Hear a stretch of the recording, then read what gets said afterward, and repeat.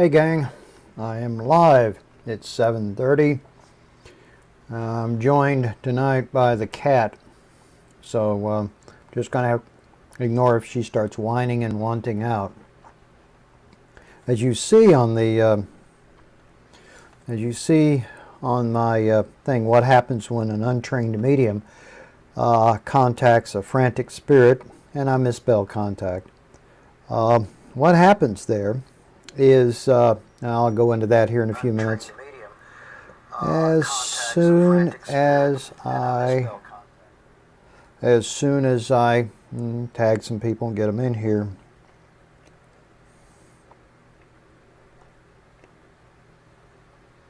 Live now. Alright, share this. Okay, now here comes the fun part. Inviting all these people in.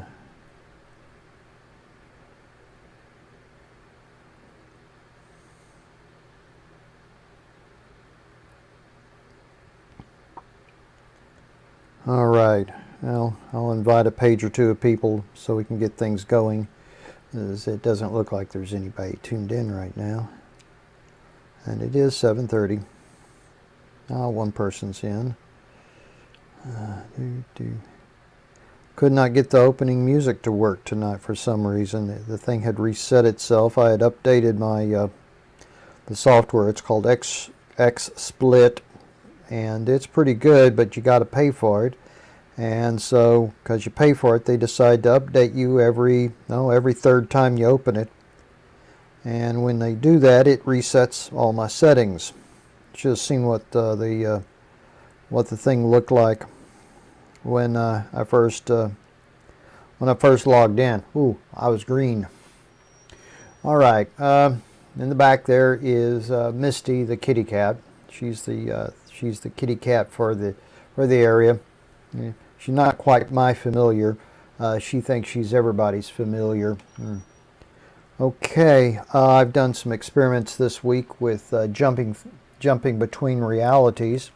It's very simple. In fact, the most simplest technique is to use the same technique I used for accessing past lives.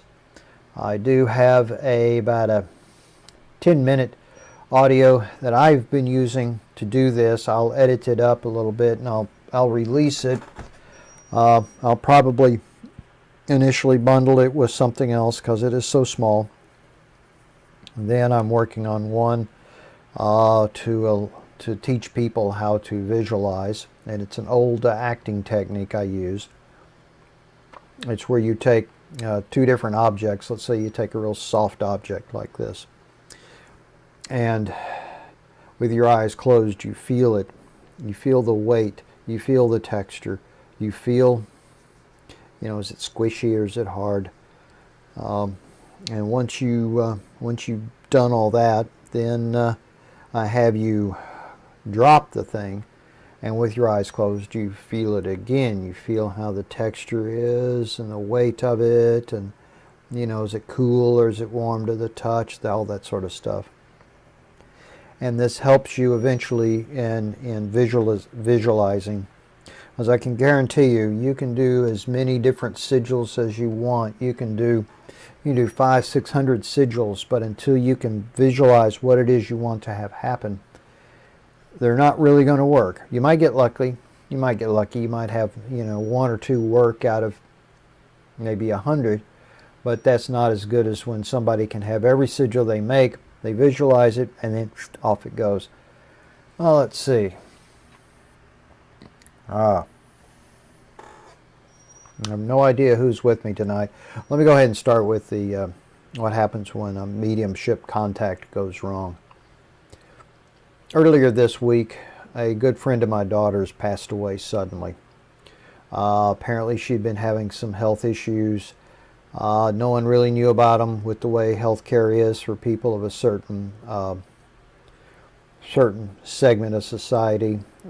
They don't get the care they need because it's expensive.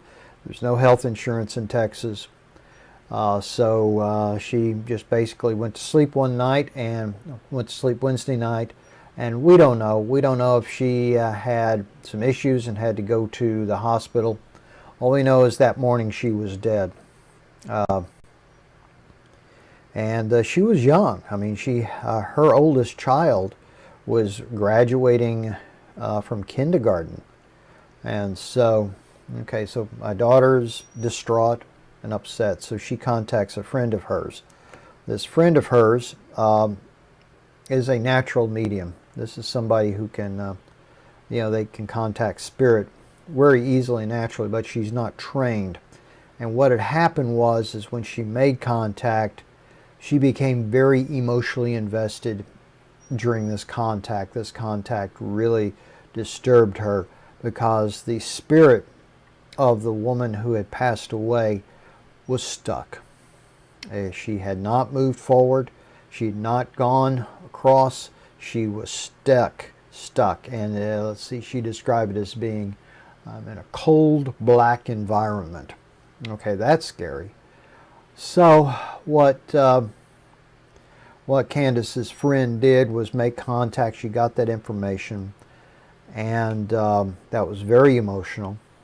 When Candace's friend is an empath, so with Candace being there and emotionally upset about it, she became emotionally upset, and the contact was an emotional roller coaster, emotional tidal wave. So last night, Candace calls me, and I make contact with the recently departed lady, and I was able to help her get over to where she needed to be. I've been reviewing some books by a guy named Michael Newton, PhD, and what he talks about is the life between lives. And when you end one life on this earth, sometimes you're met by somebody that helps you over. Sometimes they expect you to know your own way. It's like a little kid who gets let out of grade school and has to walk home. They need to, they're only guided so far, and then they got to make the rest of their way home. And so what I did was I called in one of my guides, who's also one of my daughter's guides, and we got her taken care of. She was no longer stuck. She was no longer in limbo-ish like thing. And depends upon your religion, how you were raised, as to what you expect to see. According to this Dr. Newton and his work, you see initially what you expect to see.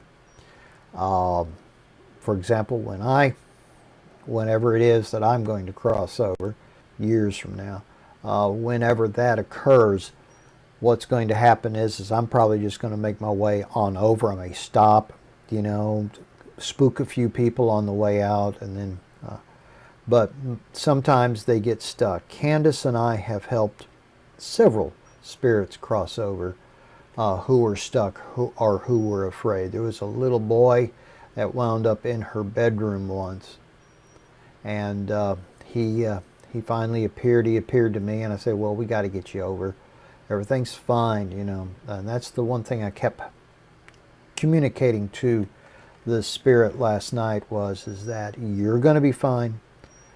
The people you're leaving behind are going to be fine. There's a reason why you exited now, and you must go. I mean, there's no going back at this point. This isn't like an NDE to where you've got maybe a minute or so of death time and then you can go back. I mean, the woman was, at the morgue or at the funeral home being prepared for her burial. You can't go back at that point.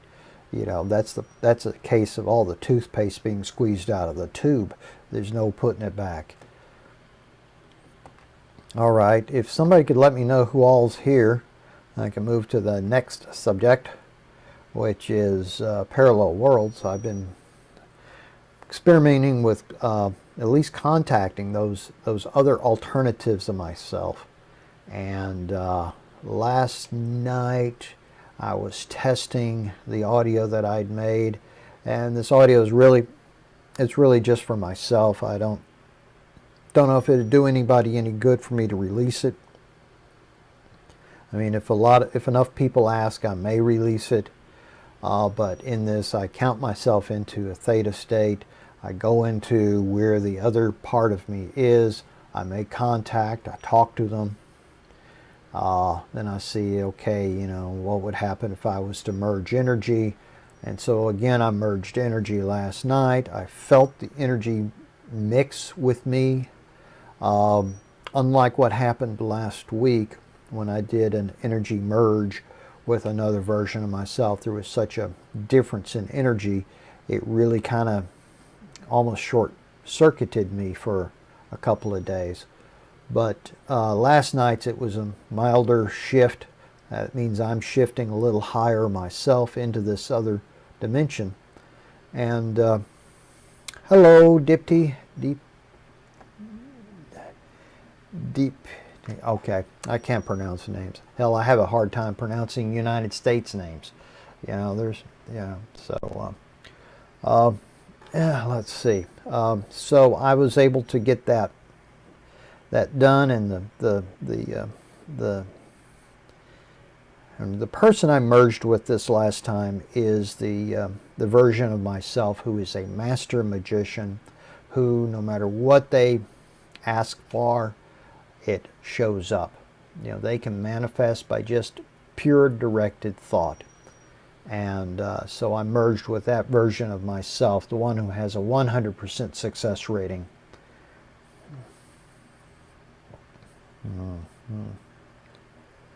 Yeah, Fari. Yeah, there are some spirits who do not want to cross over. But in this case, this lady, she was just distraught. She was confused. She didn't know she had died. And that was the key. It wasn't made plain or clear enough to her that she had passed away. And in those cases, I brought in my guide, and let's see, what did I see? Okay, on this side of me, I saw her about right. Well, there's the camera, but I saw her, off to that side, if I want, about the 2 o'clock position. Okay, and my guide initially enveloped her with energy, just to form a cocoon of protection. Guides often do that, especially when there's trauma involved, either emotional trauma or physical trauma. And then I saw in the background several little dots of light coming at her. These were other spirits, other guides coming at her. And so I know she's where she needs to be right now. I cannot emphasize it enough, if you're interested in this subject, to find these books. One is called Destiny of Souls. The other is called Journey of Souls. And it's by Michael Newton, PhD. He's a hypnotist and a psychologist, and he has an interesting story. Yeah, right. She didn't know that she had died. I had encountered that several times with other ones, like the little child who had passed away. He showed me that he had died in a car thing where water had gotten into the car, like the car had gone into the water, and he had drowned. And he didn't know what to do, and he was afraid. So when I poked further into it, I found out he was raised in one of those religious type families that they believed in things like limbo, and that if you didn't go to church every day, you're going to the bad place. And I had to bring in my own grandmother. Her spirit had to bring her in to take the child by the hand and take him over. And as soon as he went over, he appeared back momentarily, because he had already gone through the processes he needed to go, but he came back at the point he left, and to thank my daughter and I for helping him. So that was cool. Okay. Anyway, talking about shifting timelines, and this is something I'm still working on. Initially, it's no different than looking at past lives, except you do a merging of energy, if that's the right life you want to merge with. And let's see, where is it? There it is. There she is. Everybody can see the cat back there. Okay, there we go. Yeah. And everything seems to be running. My computer's running a little slow today. I do not know why this thing keeps popping up. Well, what had happened was this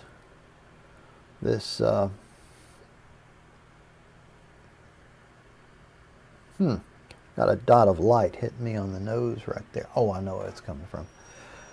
So, and this thing, they updated the software, and apparently they expect you to have a quad-core processor, at least 3 gigahertz, to handle this stuff now. Okay, so let's see. Talked about and that's pretty easy, really, if you're used to doing deep theta work. There's another thing I'm looking at now, which is going into my past, and because all of us, we're all the same way, we have deep, deep cellular memories of events that occurred to us when we were younger that we don't have any conscious memory of, and this sets up our belief system for later on in life. And I know mine is around money and spending money. And so over the next couple of days, I'm going to be going into deep theta. I'm going to ask my guide or higher self to conduct me to this incident, several incidents that I can remember, but there's probably more that I can't remember, and see if we can't do any cellular healing, which should work on these blocks. A lot of people have contacted me in the last week about meditation, and how some people are afraid to do this deeper meditation because they're not sure what, they're afraid of something that may occur. And the thing is with anything like the energy blocks, the money blocks, you have to face those fears before you can move on. Your conscious self, your awake conscious self is looking forward, wanting to go forward. Your higher self is saying, hey, come on, let's go, let's go, let's go. And it's your subconscious full of these cellular memories that are holding you back. Well, yes, but there was this one time when you were 5 and it didn't work out, and so we can't do that anymore. And that's what I'm working on healing. And I'm the type of person that before I can bring it to everybody else, I have to do it myself. I have to get very good at doing it for myself. And there's a lot of stuff on YouTube about this, and most of it is hokey, most of it's full of bullshit. That is my favorite term, especially for law of attraction. There are metric tons of bullshit involved with the law of attraction. And the law of attraction works on the cellular level because your body at that very, very small level still keeps attracting the same shit it keeps expecting. And so you have to retrain your consciousness, have to retrain your sub to do it. And so I've been working on that. And sometimes you just got to dig deep. And do some training. Let's see what else is going on. It's Friday. It's the 2nd of June.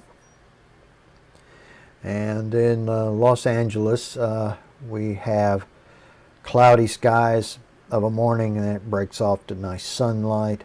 I loved doing photography out here last time when I was here, because it'd always be cool, and then we get to the beach, and then it'd break off, and I'd have this unique sun, this unique quality of light to photograph with. Now, most guys wanted the light to be really, really sharp and crisp and clean. That's not what I did. Anybody who's looked at my photo page may have seen some stuff I shot. But for the most part, I get without using filters, I get a very soft look, just from the way I work the light. But let's see, I've covered quantum jumping, because that's what it's called, quantum jumping. And it's all done in your imagination with focused energy. And like I said, if anybody is interested in trying this, do contact me, leave a message here, and I will make available that short audio that I use. But before you use that audio, you have to be really good at working yourself while you're in theta. That's a very deep meditative state. It's hypnagogic type state. I go into it all the time, and it's kind of, mind states are kind of like certain drugs. You get used to a certain state, so you have to go deeper. You get used to that state, so you have to go deeper. So the audios that work for me tend to really put other people to sleep. I mean, they're right out. So I've been retooling things. So they don't really work that well on me. I'll listen to them and make sure they're okay. I kind of get there, but they don't really work that well on me. I have to go several stages deeper. Let's see. Only a couple of people here. Let's see.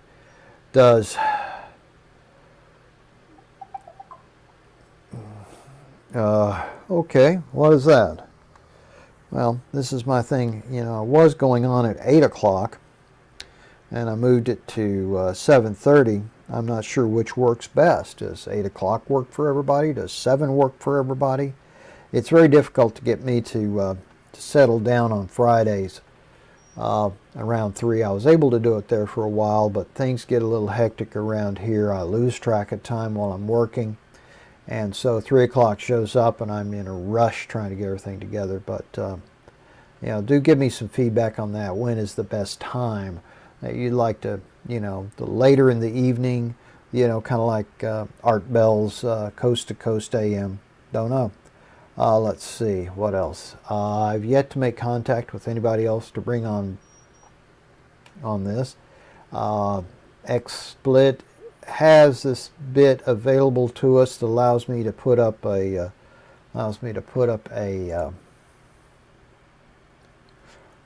what happened there? Okay, there we go. Yeah, I just hit a button I shouldn't have. But XSplit allows me to link in Skype, but I need to test this to make sure it works. Okay, well, let's see. Lisa was on here talking about manifestation and stuff like that earlier. I use altered states for that as well. And like I said, I've merged now with a version of myself that's in another reality who is 100% successful in everything they manifest. And so when we merged, the merging is like this. I'm looking at myself. It's like looking at myself in a mirror, but they're wearing different clothing. I said, can we merge? They'll say, sure, fine, you know, because it's me. And then there's a period where it's like I'm looking out of 4 sets of eyes, and then it tweaks and everything wiggles, and the room that I'm in my imagination comes back into reality or firms back up, and that does.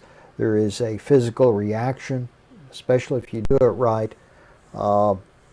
The first time I did it, all the hair on my arms stood up.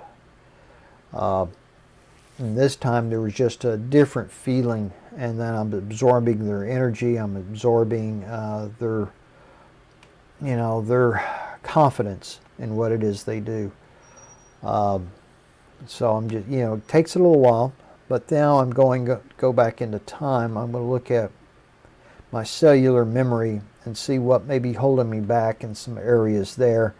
I don't have any, well, actually I do. There's one word that triggers me, and that's the word afford. Because my mom used to use that all the time as a reason why we couldn't get something. Can't afford it. It's always paired with the word can't afford, can't afford. So when you spend your early days as a kid and you're always hearing the word can't afford, and the thing you want doesn't show up, that pretty much becomes a trigger, and I hate that word. So I'm going to go back in time. I'm going to go back and revisit myself at that age, and I am going to I am going to change that. I'm going to step in as the adult and say, look, here it is. Here's the money. You can't afford to get that thing you wanted, that fancy bike. When you're 10, you can get the mini bike with the engine that you wanted. Here it is. It works. No frustration. And by telling what it is when you have a lot of negative energy and you bring in the same amount of positive energy, what tends to happen is they cancel each other out, and suddenly you're in the middle. you're in a neutral state, and at that point you can, your body and your higher self can push forward, and you go forward, it works. So are there any questions to the people that are here right now viewing? If not, I may call this after only 30 minutes, because none of the other admins are here. And I can't think of anything else to talk about. I had no questions last time, so no one asked me any questions about parallel lives or anything like that. So this may be a short episode. So just if there's nobody else there, this thing's only showing me there's only one person left viewing, and so we'll just kind of hang for a few moments while I'm looking at the screen. And let's see, the cat, even the cat's asleep, but that's about it. Yeah, I can't think of, okay, let's go back to that bit about with my daughter's friend. And she, sometimes when you're untrained as a medium and you haven't had any advice from anybody else, and you're making spirit contact with a spirit like the one who crossed over, it's awfully hard to disengage. And this sounds callous, but you cannot become emotionally attuned to that spirit, because that'll just wreck you. And that's what happened to my daughter's friend. It wrecked her. Now, my daughter is too close emotionally to the death to pick up anything herself.